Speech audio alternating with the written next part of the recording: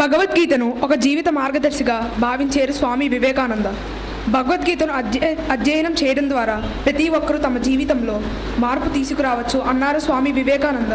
వ్యక్తిత్వ వికాసానికి దోహదపడే ఎన్నో అంశాలకు భగవద్గీత అధ్యయనం తోడ్పడుతుంది. సత్ప్రవర్తనకి శిక్షణ ఇచ్చే శ్లోకాలు, వాటి తాత్పర్యాలు ఇప్పుడు విందాం. 17వ అధ్యాయం 14వ శ్లోకం.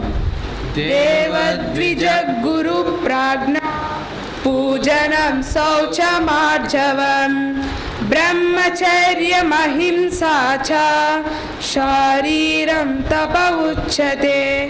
భావం: దేవతలను, బ్రాహ్మణులను, గురువులను, పండితులను పూజించుట, శుచిత్వము, రుజుత్వము, బ్రహ్మచర్యము, అహింస కలిగి ఉండుటను శారీరక తపస్సు అంటారు.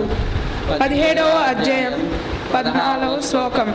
మన ప్రసాద సౌమ్యత్వం మౌనమాత్మ వినిగ్రహ భావ సంశుద్ధిరిత్యేతత్ తపో మానసముచ్యతే. భావం: ప్రసన్నమైన మనస్సు, శాంతి స్వభావము, మౌనము, ఆత్మనిగ్రహము, అంతఃకరణ శుద్ధి కలిగి ఉండుటన మానసిక తపస్సు అంటారు. 17వ అధ్యాయం 15వ శ్లోకం. అనుద్వేగకరం వాక్యం సత్యం ప్రియహితం చయత్ స్వాధ్యాయాభ్యసనం చైవ వాగ్మయం తప ఉచ్యతే.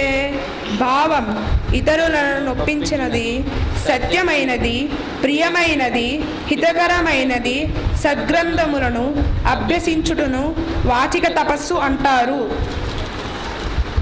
మానసిక ఏకాగ్రతను పెంపొందించే శ్లోకాలు, వాటి తాత్పర్యాలు ఇప్పుడు విందాం. 6వ అధ్యాయం 35వ శ్లోకం. అసంశయం మహాబాహో మనో దుర్నిగ్రహం చలం అభ్యాసేన తు కౌంతేయ వైరాగ్యేన చ గృహ్యతే. భావం: మనస్సును నిగ్రహించడం సాధ్యమయ్యే పని కాదు, అది చంచలమైనదే. కానీ అభ్యాసం చేత, వైరాగ్యం చేత మనస్సు నిగ్రహింపబడుతుంది.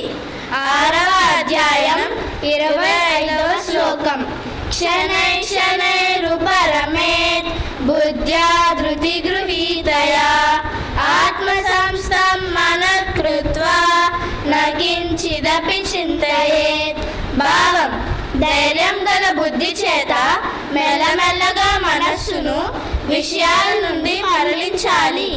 మనస్సును ఆత్మయందు స్థిరంగా ఉంచి ఇతరములైన వాటి గురించి చింతించకుండా ఉండాలి. 6వ అధ్యాయం 26వ శ్లోకం. యతో యతో నిశ్చరతి మనశ్చంచలమస్థిరం తతస్తతో నియమ్యేతత్ ఆత్మన్యేవ సంనయేత్.